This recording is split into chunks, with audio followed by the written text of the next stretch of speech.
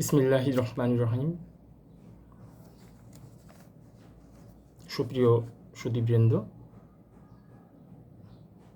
সম্মানিত ব্যক্তিবর্গগণ, আসসালামু আলাইকুম রহমতুল্লাহি ওবরকাতুহু। আশা করি আপনারা দেশ এবং দেশের বাইরে যে যেখানে আছেন সবাই ভালো আছেন, সুস্থ থাকবেন। আমার জন্য দোয়া করবেন আমি যাতে সুস্থ থাকতে পারি। আমি অ্যাডভোকেট আব্দুল হান্নান খান, শরীয়তপুর আইনজীবী সমিতির আমি একজন সদস্য। ঢাকা আইনজীবী সমিতির আমার মাদারবার, এখানে আমি ওকালতি করি, দুইবারই আমি ওকালতি করি। তো আমি আপনারা জানেন, যেহেতু আমি অ্যাডভোকেট, আমি প্রায়শই ল ডিপার্টমেন্টের বিভিন্ন বিষয় নিয়ে আমি লাইভ ভিডিওতে আসি। আমার ইউটিউব চ্যানেল আছে, ফেসবুক পেজ আছে, এগুলো তো আপনারা সেখানে গিয়ে দেখবেন আমার বিভিন্ন টপিকস নিয়ে, আইনের বিভিন্ন টপিকস নিয়ে আমার ভিডিও আছে, সেই ভিডিওগুলি আপনারা দেখবেন। তো আজকের আলোচ্য বিষয় খুব গুরুত্বপূর্ণ একটা টপিকস নিয়ে আলোচনা করব, সেটা হলো রায়ত স্থিতিবান কি, সিএস পর্যায়ে, সিএস খতিয়ানে, রায়ত স্থিতিবান এবং কুরফা। এই দুইটা বিষয় খুবই ইম্পর্ট্যান্ট এবং সে বিষয় নিয়ে আলোচনা করছি। রায়ত স্থিতিবান হলো, সংক্ষেপে আলোচনা করাই বেটার অল্প সময় নিয়ে। ভারত উপমহাদেশে এই জায়গা জমি নিয়ে একটা জরিপ হয় 1985 থেকে 1940 সাল পর্যন্ত। তো সেটা হলো সিএস খতিয়ান, ক্যাডাস্ট্রাল সার্ভে। সিএস খতিয়ানে তখন বিভিন্ন রাজা বাদশাদের, সম্রাটদের শাসনামল ছিল, ব্রিটিশদের শাসনামল ছিল। তখন তারা তো সরাসরি এই জমিগুলো ম্যানেজমেন্ট বা দেখাশোনা করতেন না, খাজনা আদায় থেকে শুরু করে এই কাজগুলো জমিদারদের বা তালুকদারদের, জমিদারদের রায়ত স্থিতিবান করে তাদের মাধ্যমে ভূমি উন্নয়ন কর বা খাজনাগুলো আদায় করত। সেই হিসেবে তখন মালিকানা সত্ত্বের জন্য, মালিকানা দখল সূত্র অনুযায়ী, দখল সত্ত্ব অনুযায়ী মালিকানা প্রমাণের জন্য তখন ব্রিটিশ সরকার একটা সিএস জরিপ করলো। সেই সিএস জরিপে মধ্যস্বত্বভোগী রায়ত স্থিতিবান, মানে যারা এই জমিগুলোর মালিক বা রক্ষণাবেক্ষণ দেখাশোনা করবেন, সেই জমিদারদের রায়ত স্থিতিবান করে, যেমন সিএস পর্চার শুরুতেই প্রথমেই উপরের অংশে লেখা থাকবে রায়ত স্থিতিবান জমিদার শ্রেণী, তারপরে নিচে লেখা থাকবে প্রজা শ্রেণী। অপর সিএস পর্চাটা লম্বা হয়, লিগ্যাল সাইজের। তাহলে অপর পৃষ্ঠায় গেলে 2 পৃষ্ঠায় লেখা থাকে, অপর পৃষ্ঠায় থাকবে উত্তর সীমানা এবং অন্যান্য জমির পরিমাণ, অন্যান্য এগুলি থাকবে। তাহলে সিএস পর্যায়ে আমাদের শুরুতেই থাকবে রায়ত স্থিতিবান জমিদার শ্রেণী, আর নিচে থাকবে প্রজা শ্রেণী, যারা একবার চাষাবাদ করে, জমিতে দখল অনুযায়ী চাষবাস যারা করে, জমি যারা সরাসরি দখলের থেকে যারা বর্গা হোক, কুরপা হোক, বিভিন্নভাবে যারা খাজনা বা বর্গা চাষ করে, সেগুলো জমিদারদের খাজনা দেয়। সেই হিসেবে তো রায়ত স্থিতিবান জমিদারদের রায়ত স্থিতিবান করে সিএস পর্চা সম্পন্ন করে 1940 সালে। এই কারণে সিএস পর্চাটাকে বলা হয় 40-এর খতিয়ান। তো সেই ক্ষেত্রে 1938 সালে সরকার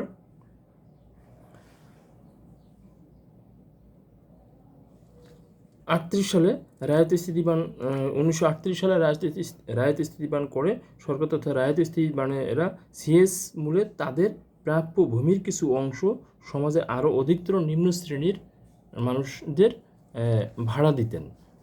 যেমন সাবলেট, একজনের 5টা রুম নিয়ে আরেকজনকে দুটো রুম ভাড়া দেয়া। এই ধরনের যারা ভাড়া নিত বা বর্গা নিত, তাদেরকে বলা হতো কুরফা শ্রেণীর প্রজা বা চাষি, যারা সাব টু সাব। তো সেই ক্ষেত্রে 1938 সালে এটা করা হয়। রায়ত স্থিতিবানেরা সিএস মূলে তাদের প্রাপ্য ভূমির কিছু অংশ সমাজের অধিকতর নিম্ন শ্রেণীর ভাড়াটিয়াদের বা প্রজাদের, চাষাবাদকারীদের কিছু জমি লিজ বা খাজনা বা বর্গা বা ভাড়া দিতেন, তাদেরকে বর্গা দিতেন, ভাড়া দিতেন, তাদেরকে কোরফা মালিক বলা হতো। তাহলে কোরফা অনেক পর্যায়ে দেখবেন মতোয়ালি মালিকের অংশ, মালিক শ্রেণীর নাম থাকবে, মতোয়ালি থাকবে, তারপর ধরেন কোরফা থাকে। তো সেই ক্ষেত্রে রায়ত স্থিতিবান সিএস খতিয়ানের রায়ত স্থিতিবানেরা কী করতো, তাদের কিছু জমি, অতিরিক্ত কিছু জমি বা যেগুলো চাষাবাদ করা হতো না, চাষবাস করা হতো না, পড়ে থাকতো, সেই জমিগুলো অন্য দূরের এক লোকেরা যারা বড়া নিতে চাইতো বা ভাড়া নিতে চাইতো বা কোর্টে নিতে চাইতো, তারা সেগুলো নিয়ে চাষবাস করতো এবং খাজনা দিত জমিদারদের। সেগুলো সেই মালিকদের বলা হতো মানে হলো তারা স্থায়ী মালিক না ওই জমির, তারা হলো কোরফা শ্রেণীর মালিক। কোরফা মালিকরা কখনোই স্থায়ী মালিক না। কোরফা মালিকেরা উক্ত জমি বেচা বিক্রি 1938 সালে যে আইনটা করা হয়েছিল, সেখানে বেচা বিক্রির একটা কথাও আছে যে তারা এই রায়ত স্থিতিবান যারা স্থায়ী মালিক সিএস খতিয়ানে, তাদের অনুমতি বা অনাপত্তি নিয়ে বা অনুমতি নিয়ে তারা জমিগুলো বিক্রি করতে পারতো। এই কোরফা শ্রেণীর মালিকেরা বিক্রি করতে পারতো, কিন্তু তাদের অনুমতি নিয়ে তারা এই জমিটা খাবে, ভোগ চাষবাস করবে, কিন্তু কোনো হস্তান্তর রূপান্তর ক্রয় বিক্রয় বেচাকিনি করতে তারা পারবে না। তারা হলো কোরফা শ্রেণীর মালিক। তবে তারা মারা গেলে কোরফা শ্রেণীর যারা চাষবাস করতেন, ভাড়া নিতেন, তারা মারা গেলে, মৃত্যুবরণ করলে তাদের ওয়ারিশরা এই সম্পত্তি একইভাবে তারা ভোগ দখল করতে পারবেন, কিন্তু কোনো বেচা বিক্রি করতে পারবেন না। বেচা বিক্রি করতে হলে ওই রায়ত স্থিতিবান সিএস খতিয়ানের মূল মালিক যারা, সিএস মালিকরা হলো মূল মালিক, তারা তাদের অনুমতি নিয়ে বিক্রি করতে পারবেন এবং হস্তান্তর করতে পারবেন। তো আজকের আলোচ্য বিষয় হলো যে সিএস খতিয়ানের রায়ত স্থিতিবান শব্দটি কী এবং কোরফা মালিক কাকে বলা হয় সেটা আপনারা জানলেন। মতোয়ালি শব্দটা ওয়াকফ একটা আরবি শব্দ। ওয়াকফ সম্পদ, মতোয়ালি শব্দটা অনেক পর্যায়ে সিএস বা অনেক পুরনো পর্যায়ে মতোয়ালি শব্দটা উল্লেখ আছে। মতোয়ালি হলো ওয়াকফ বিষয়ক একটা বিষয়। ওয়াকফ হলো দেবোত্তর এবং ওয়াকফ। দেবোত্তর হলো হিন্দুরা যখন পূজা মণ্ডপ বা ধর্মীয় উদ্দেশ্যে মন্দিরের উদ্দেশ্যে যখন সম্পত্তি সৃষ্টিকর্তার উদ্দেশ্যে যখন দান করেন, সেই সম্পত্তিকে বলা হয় দেবোত্তর সম্পত্তি, দেবতার উদ্দেশ্যে। আর মুসলমান ধর্মে, ইসলাম ধর্মে যদি কোনো সম্পত্তি দান করা হয়, মসজিদ এবং অন্যান্য ধর্মীয় উদ্দেশ্যে, দাতব্য উদ্দেশ্যে যদি কোনো সম্পত্তি, প্রপার্টি উৎসর্গ করা হয়, তাহলে ওই সম্পত্তিটাকে বলা হয় ওয়াকফ সম্পত্তি। ওয়াকিফ যে দান করে সে ওয়াকিফ, এবং এই ওয়াকফ সম্পত্তিতে তিনি মৌখিকভাবেও করতে পারেন, যেমন মৌখিকভাবে দান করলেন, সেখানে মসজিদ হলো বা কোনো ধর্মীয় দাতব্য প্রতিষ্ঠান হলো, তাহলে সেটা কিন্তু কোনো লিখিত কোনো দলিল নেই, রেজিস্ট্রেশন নেই, কিন্তু পরবর্তীতে রেজিস্ট্রেশন করে নিলেও হবে। রেজিস্ট্রেশন আপাতত না থাকলেও ওয়াকফ হয়ে যাবে। তো মৌখিকভাবে ওয়াকফ করা যায়, লিখিত রেজিস্ট্রেশনের মাধ্যমে ওয়াকফ করা যায়। তো ওয়াকফ সম্পত্তি বা ওয়াকফ দলিল, এটা মৌখিক হোক, লিখিত হোক, রেজিস্ট্রিকৃত হোক, এটা কিন্তু আর প্রত্যাহার করা যায় না। ওয়াকফ হয়ে গেলে এই দলিল বা এই সম্পত্তি আর প্রত্যাহার করে নেওয়া যায় না। আর যদি ওসিয়ত করে কোনো ওয়াকফ করা হয়, তাহলে সম্পত্তির 1/3 ওসিয়ত করা যায়। সেই ক্ষেত্রে কিন্তু আবার মৃত্যুর পূর্ব মুহূর্ত যে কোনো সময় কিন্তু আমি প্রত্যাহার করে নিতে পারি যে আমি এই সম্পত্তিটা আর দেবো না বা ওসিয়ত করবো না। আর যদি ওয়াকফ করেন, তাহলে এটা মৌখিক হোক আর লিখিত রেজিস্ট্রিকৃত হোক, এটা আর আপনি প্রত্যাহার করে নিতে পারবেন না। এটা সৃষ্টিকর্তার বা মসজিদ, দাতব্য প্রতিষ্ঠানের উদ্দেশ্যে উৎসর্গীকৃত হয়ে যাবে, এটা আর ফিরে পাবেন না। তো সেই ক্ষেত্রে এই ওয়াকফ সম্পত্তির ধর্মীয় উদ্দেশ্যে উৎসর্গীকৃত এই সম্পত্তিতে আপনি রক্ষণাবেক্ষণকারী হিসেবে নিয়োগপ্রাপ্ত হইতে পারেন, তাহলে আপনাকে বলা হবে মতোয়ালি। মতোয়ালি মানে দায়িত্বপ্রাপ্তকারী।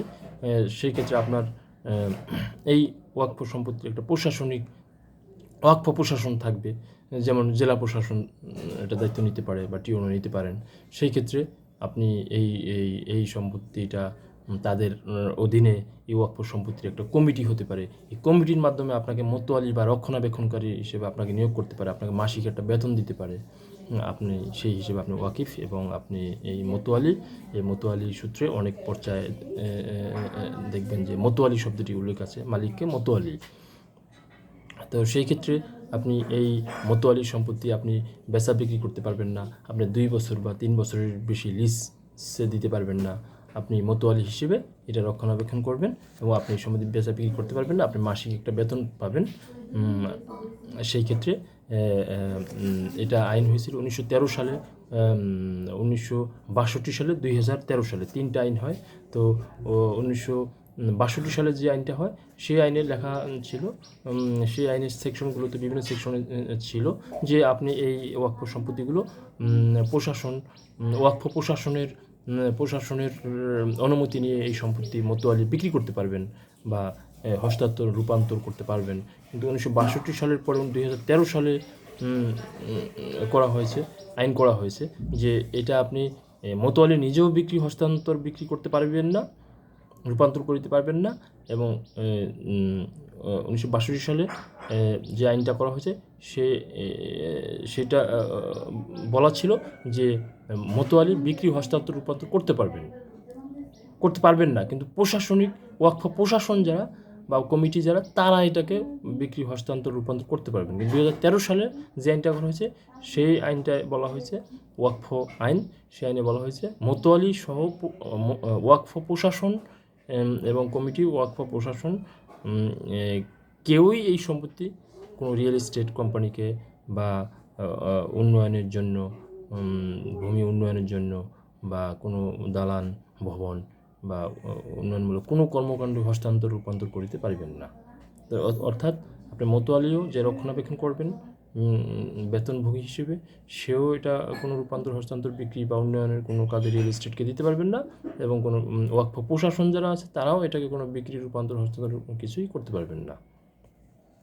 তো 1962 সালের আইনটা নিয়ে একটু আছে যে সেখানে একটু মতবিরোধ আছে, সেটা বিস্তর আলোচনা। তো এই পর্যন্ত আমাদের সিএস খতিয়ানের আমাদের মূল খতিয়ান যেটা সিএস মালিকের যে রায়ত স্থিতিবান সেই বিষয়ে আশা করি বুঝতে পারলেন। তারপরে কোরফা মালিক যারা সিএস খতিয়ানে যারা কোরফা মালিক সম্পর্কে জানলেন। তারপর জানলেন মতোয়ালি, ওয়াকফ সম্পত্তি, ওয়াকফ প্রশাসন, মতোয়ালি এই সম্পর্কে জানলেন যে ওয়াকফ সম্পত্তি একটু ধর্মীয় বা দাতব্য উদ্দেশ্যে উৎসর্গীকৃত সম্পত্তি, সেখানে মতোয়ালি নিয়োগ করা হয়, সেই সম্পর্কেও জানলেন। মতোয়ালি কিন্তু সম্পত্তি বেচা বিক্রি কোনো কিছুই করতে পারবেন না, রক্ষণাবেক্ষণ করতে পারবেন, এবং তিনি মৃত্যুবরণ করলে তার ওয়ারিশরা পরবর্তী প্রজন্ম সেখানে মতোয়ালি বা রক্ষণাবেক্ষণকারী হিসেবে নিয়োগ হতে পারেন। এবং 1962 সালের এবং 2013 সালে যে আইন করা হয় ওয়াকফ আইন, সেই আইনে কিন্তু সম্পত্তি কোনো বেচা বিক্রি কোনো রিয়েল এস্টেট কোম্পানিকে দেওয়া যাবে না, কোনো ভূমি উন্নয়নের জন্য কোনো রূপান্তর হস্তান্তর বেচা বিক্রি কোনো কিছুই করা যাবে না। তো আজকের আলোচনার বিষয় এখানেই শেষ হলো। আশা করি আপনারা সবাই ভালো আছেন, ভালো থাকবেন এবং আমার এই ভিডিওগুলো দেখবেন। এবং আমার ফেসবুক পেজ এবং ইউটিউব চ্যানেল আছে, সেখানে আমার বিভিন্ন ভিডিও আছে। সেই ভিডিওতে এই মতোয়ালি ওয়াকফ সম্পর্কে অনেক বিস্তর আলাদা একটা ভিডিও আছে, সেই ভিডিওটা আপনারা দেখবেন। আশা করি আপনারা বুঝতে পারছেন। আজকের আলোচ্য বিষয় এখানেই শেষ। আসসালামু আলাইকুম, খোদা হাফেজ।